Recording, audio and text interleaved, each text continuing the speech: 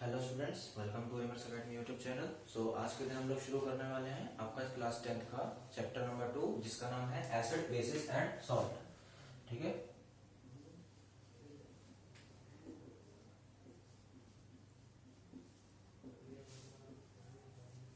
Acid, basis and salts. Okay, तो चलिए समझना शुरू करते हैं कि आखिरकार ये है क्या चीज। एसिड का मीनिंग क्या होता है, बेसिस का मीनिंग क्या होता है और सॉल्ट का मीनिंग क्या होता है। ठीक है, तो सबसे पहले समझते हैं कि हमारे जितने भी कंपाउंड्स होते हैं, हमारे इस संसार में जितने भी कंपाउंड्स होते हैं वो आग अपने 3 पार्ट्स के अंदर डिवाइड हो जाते हैं, जिसमें पहला आता है आपका एसिड्स, जिन्हें हिंदी में कहा जाता है अम्ल। दूसरे होते हैं बेसिस, जिन्हें हिंदी में कहा जाता है क्षार। और तीसरे होते हैं आपके सॉल्ट्स, जिन्हें हिंदी में कहा जाता है लवण। सर, ये जितने भी आपके कंपाउंड्स होते हैं वो एसिड, बेसिस, सॉल्ट्स में आगे चल के डिवाइड हो जाते हैं। Answer is yes. ठीक है, कंपाउंड का मीनिंग बताओ, कंपाउंड क्या होते हैं। कंपाउंड उसको कहा जाता है कि जब दो अलग अलग टू और मोर डिफरेंट केमिकल यूनिट्स जब आपस में कंबाइन होती हैं, कोई एक रिएक्शन करती हैं, तो उनको क्या कहा जाता है, कंपाउंड्स कहा जाता है। फॉर एग्जाम्पल, मैं आपको एक एग्जाम्पल देता हूं, जैसे कि जिंक क्लोराइड प्लस में मैं यहां पे लेता हूं H2SO4। अब ये दोनों आपस में रिएक्शन करेंगे। दिस इज कंपाउंड नंबर 1 और दिस इज कंपाउंड नंबर 2, और इसका जो रिएक्शन होके बनेगा दैट इज ZnSO4। ठीक है, और क्या कहते हैं यहां पर जो बनेगा आपका प्लस में 2HCl। ठीक है, ये आपका अगला कंपाउंड होगा that is your compound number 3, और ये होगा आपका कंपाउंड नंबर 4। जब दो अलग अलग टाइप के केमिकल यूनिट्स यानी कि एलिमेंट्स आपस में आके रिएक्शन करते हैं आप और एक नई यूनिट को फॉर्मेशन करते हैं, उन्हें क्या कहा जाता है, कंपाउंड कहा जाता है। दो अलग अलग एलिमेंट्स बोले तो पीरियोडिक टेबल के अंदर आपने जितने भी नाम देखे हैं, कौन कौन से, हाइड्रोजन, हीलियम, लिथियम, बेरिलियम, पढ़े हैं कि नहीं पढ़े। 1 से लेकर 20 तक आपको 9th क्लास के अंदर याद कराए गए थे, है ना। Hydrogen, helium, lithium, beryllium, boron, carbon, nitrogen, oxygen, fluorine, neon. ठीक है, उसके आगे फिर सोडियम, मैग्नीशियम वगैरह होते हैं। तो क्या चीज है कि जब इन सभी को आपस में कंबाइन कर दिया जाता है ड्यू टू एनी रिएक्शन, तो ये क्या बना देते हैं, अपना एक कंपाउंड बना देते हैं। Element is the purest form.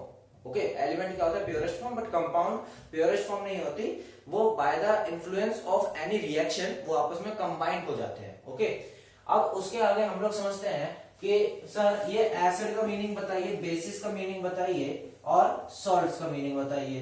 तो देखिए, जो हमारे एसिड्स होते हैं, आगे चल के एसिड्स हमारे और 2 टाइप के एसिड्स में डिवाइड हो जाते हैं।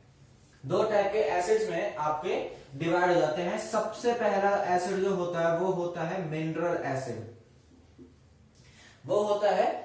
एसिड, ठीक है। दूसरा होता है आपका कौन सा एसिड, आपका होता है एडिबल एसिड। सेम ऐसे ही बेसिस भी होते हैं, तो बेसिस भी आगे चल के आपके 2 पार्ट्स में डिवाइड हो जाते हैं। पहला होता है मिनरल बेस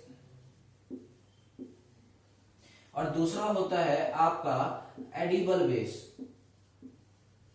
लेकिन क्या सर सॉल्ट भी ऐसे ही होते हैं, आंसर इज नो, सॉल्ट ऐसे नहीं होते। सॉल्ट कभी भी मिनरल सॉल्ट या फिर एडिबल सॉल्ट नहीं होते। सॉल्ट एक ही टाइप का होता है, ठीक है, उसका इंपैक्ट थोड़ा बहुत अप एंड डाउन चला जाता है, लेकिन हम उसे मिनरल सॉल्ट नहीं कह सकते। ओके, तो समझते हैं। अब उससे पहले एसिड और बेसिस का कंसेप्ट समझने से पहले आपको समझना पड़ेगा कि आखिरकार इसमें पीएच का मतलब क्या होता है। देखो, what do you mean by pH, pH का आखिरकार मीनिंग क्या होता है। पीएच को लिखा जाता है इस फॉर्म में। पीएच को जो एक होता है, pH is a measuring unit. क्या है ये आपकी मेजरिंग यूनिट, ठीक है, measuring unit which signifies the strength of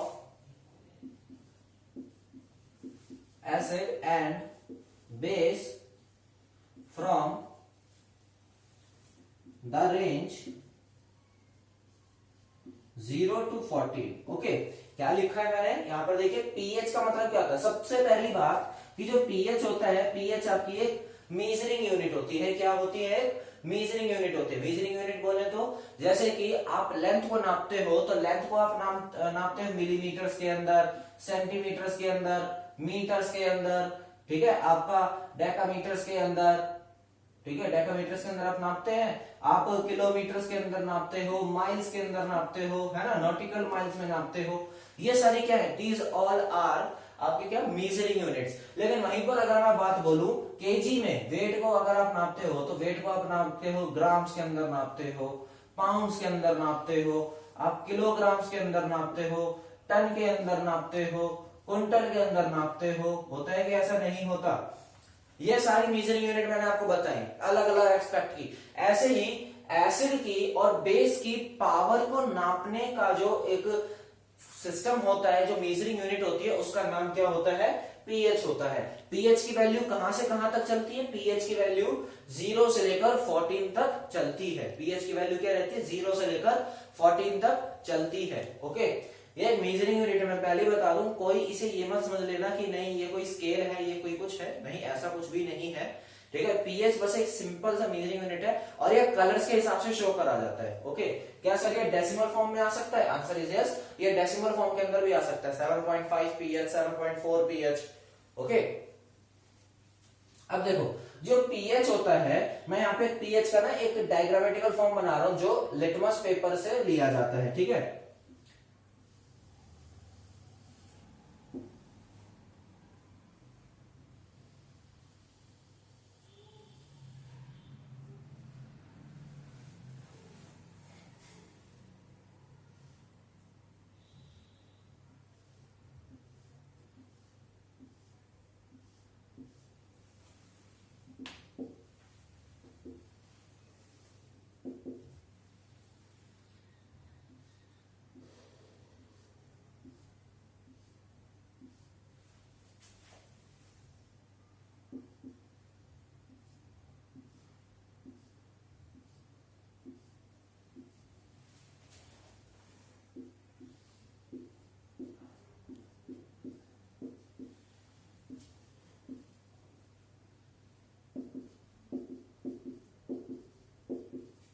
okay, ये देखो मैंने यहाँ पर क्या करी, एक ट्रेन टाइप बना दी, एक लंबी लाइन बना दी, इसके अंदर अलग अलग बॉक्सेस बने हुए हैं। इस बॉक्सेस के अंदर अगर आप देख रहे हो, so this one is the main dividing line. ये क्या है? एक मेन डिवाइडिंग लाइन, एक डार्क फॉर्म में आपको यहाँ पे कुछ कुछ दिख रही है।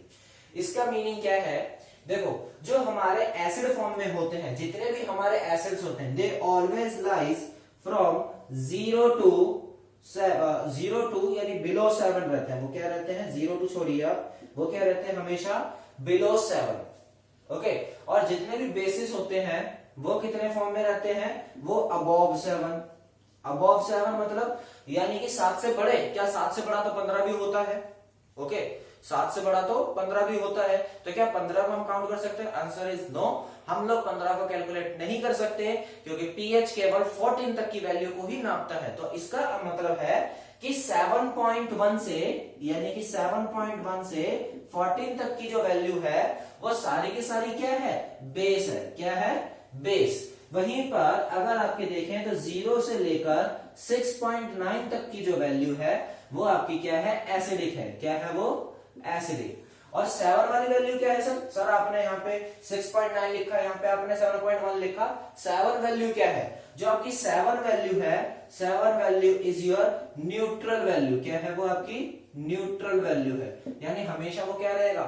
एकदम न्यूट्रल, यानी सादा टाइप रहेगा। ओके, अब जैसे जैसे हम लोग यहां पर इस फॉर्म इधर की तरफ आगे बढ़ते हैं, ये आपके एक मेन डिवाइडिंग पॉइंट है। जस्ट लाइक इसे ऐसा समझो कि इंडिया पाकिस्तान का एक बॉर्डर है। ओके, कि अगर आप इसके इस तरफ रहते हो, ठीक है, तो आप एसिडिक बढ़ते जाओगे, यानी कि lower the pH stronger the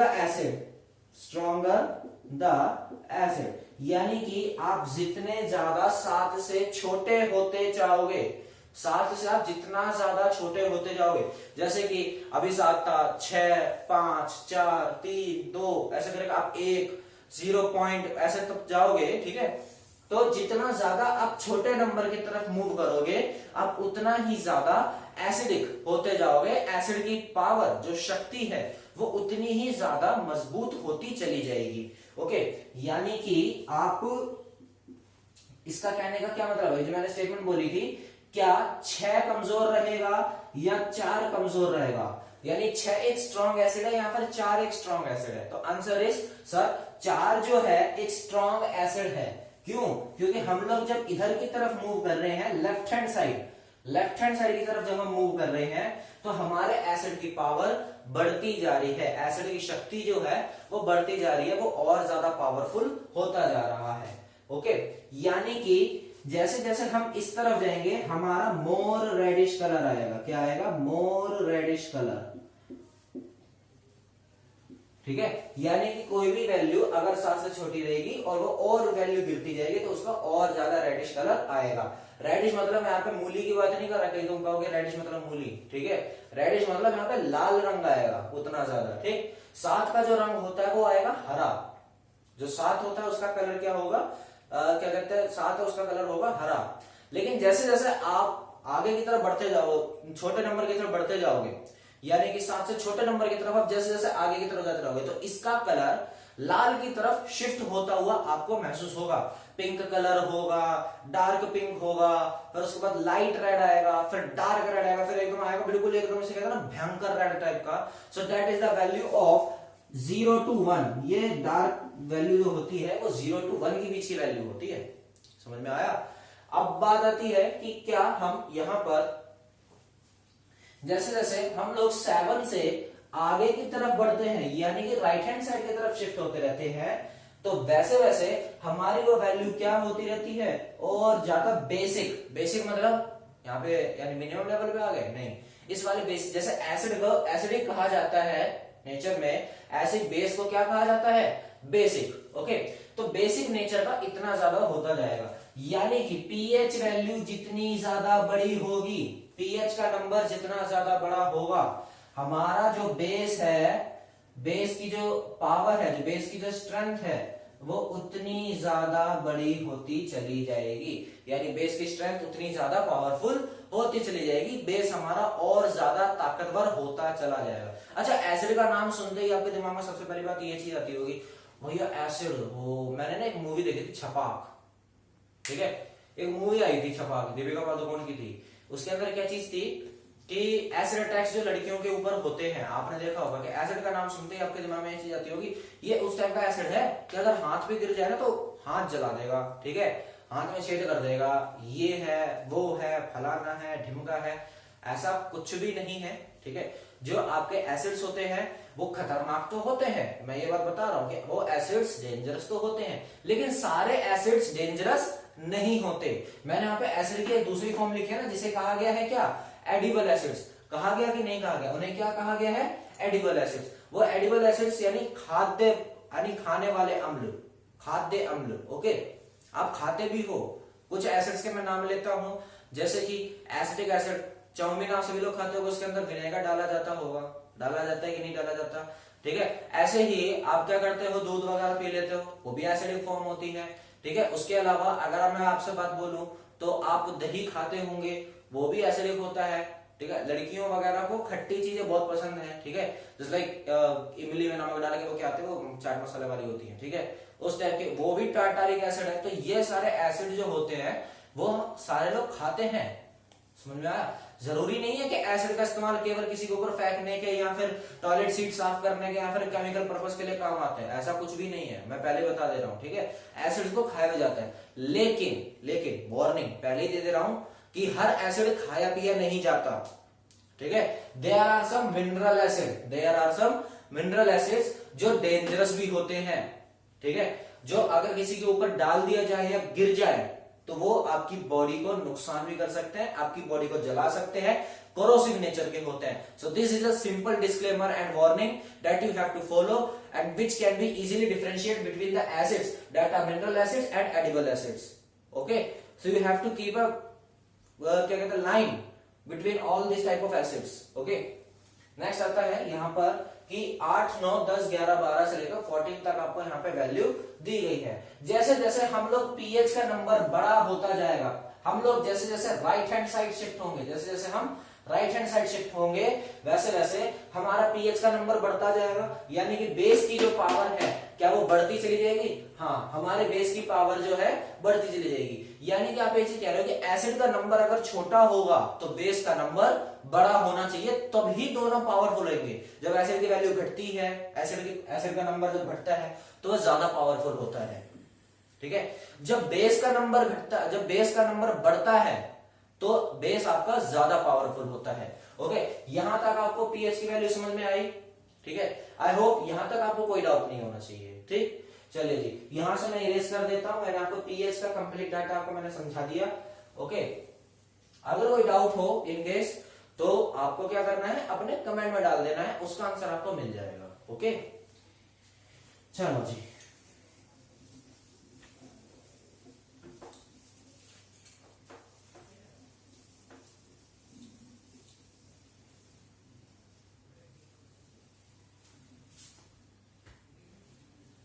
अब देखो जी, मिनरल एसिड्स कौन से होते हैं? मिनरल एसिड्स ये आपके स्ट्रॉन्ग एसिड्स होते हैं। क्या होते हैं? These are strong acids.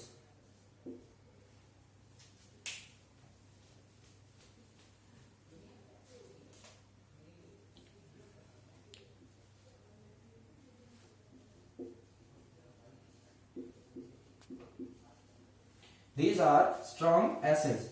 इनकी जो पीएच वैल्यू होती है वो होती है 0 से लेकर 2 तक की। 0 से लेकर 2 तक की होती है। ठीक है, ये क्या होते हैं? ये कोरोसिव नेचर के होते हैं और डेंजरस होते हैं। ओके, कोरोसिव मतलब देखो, तो कोरोसिव नेचर क्या होता है? कोरोसिव नेचर उसको कहा जाता है जो आपकी बॉडी पर अगर कहीं गिर जाए तो आपकी बॉडी को लॉस कर सकता है, आपकी बॉडी को जला सकता है। तो it is corrosive nature. Okay, किसी के साथ भी रिएक्शन कर जाएगा, इसे कोरोसिव नेचर कहा जाता है। किसी भी चीज को सड़ाने की ताकत रखता है। ओके, जला देगा, सड़ा देगा, खराब कर देगा, ये होता है आपका कोरोसिव नेचर। ठीक है, वहीं पर एक छोटे से आपको डिफरेंशिएशन दे रहा हूं।